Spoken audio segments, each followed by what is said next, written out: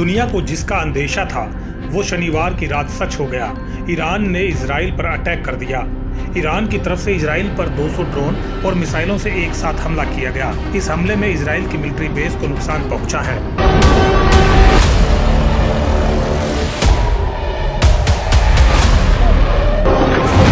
Iran के हमले में अमेरिका के कुछ ड्रोन भी तबाह हो गए। हालांकि इजराइल का iron dome missile defence system कुछ मिसाइल और ड्रोन हमलों को रोकने में कामयाब रहा। इजरायली डिफेंस फोर्स के मुताबिक ईरान के कुछ ड्रोन को जॉर्डन और सीरिया में ही मार गिराया गया। हालांकि हमले में एक बच्ची घायल हुई है, लेकिन ऐसा लगता है कि ईरान के इजराइल पर किए गए इस हमले ने तीसरे विश्व युद्ध की पटकथा लिख दी है। दरअसल इजराइल पहले से हमास के खिलाफ पिछले 6 महीने से युद्ध लड़ रहा है और ईरान के ताजा हमले से अब उसे 2 मोर्चों पर जंग लड़नी पड़ेगी।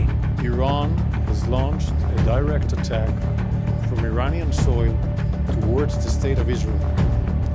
We are closely monitoring Iranian killer drones that are en route to Israel sent by Iran. This is a severe and dangerous escalation. Our defensive and offensive capabilities are at the highest level of readiness ahead of this large-scale attack from Iran.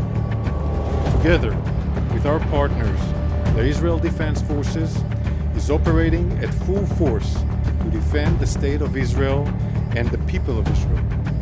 This is a mission that we are determined and ready to fulfill.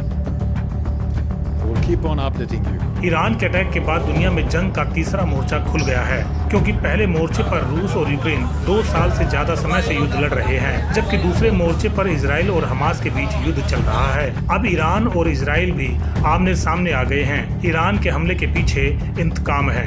दरअसल इसी महीने 1 अप्रैल को Syria के दमिश्क शहर में Iran के वाणिज्य दूतावास पर हमला हुआ था। हवाई हमले में कुल 13 लोग मारे गए थे, जिनमें से 7 ईरान के अधिकारी थे। इस हमले की जिम्मेदारी तो किसी ने नहीं ली, लेकिन ईरान को शक है कि हमला इजराइल ने किया। ईरान ने 6 अप्रैल को धमकी भी दी थी कि वो इस हमले का बदला जरूर लेगा, और उसने शनिवार की रात 200 से ज्यादा मिसाइल और ड्रोन से हमला करके ऐसा कर भी दिखाया।